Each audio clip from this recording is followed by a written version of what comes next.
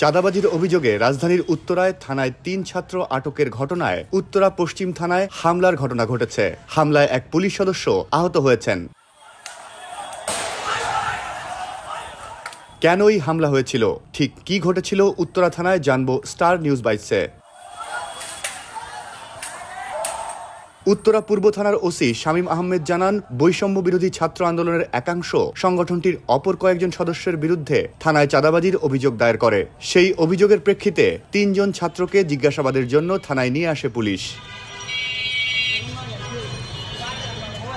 গত মঙ্গলবার বিকেলে উত্তরা ১৩ নম্বর সেক্টরের গাউসুল আজম অ্যাভিনিউ সড়কে উত্তরা পশ্চিম থানা কমিটি গঠনের জন্য সভা চলাকালীন আকাশ, রবিন ও বাপ্পি নামের ৩ ছাত্রকে আটক করে নিয়ে আসে উত্তরা পশ্চিম থানা পুলিশ। পরে তাদের উত্তরা পূর্ব থানা হেফাজতে রাখা হয়।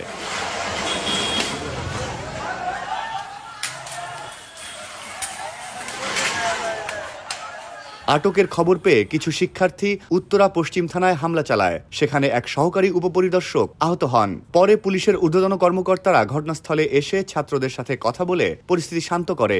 আটক ওই ৩ ছাত্রকে পুলিশ ছেড়ে দেয়।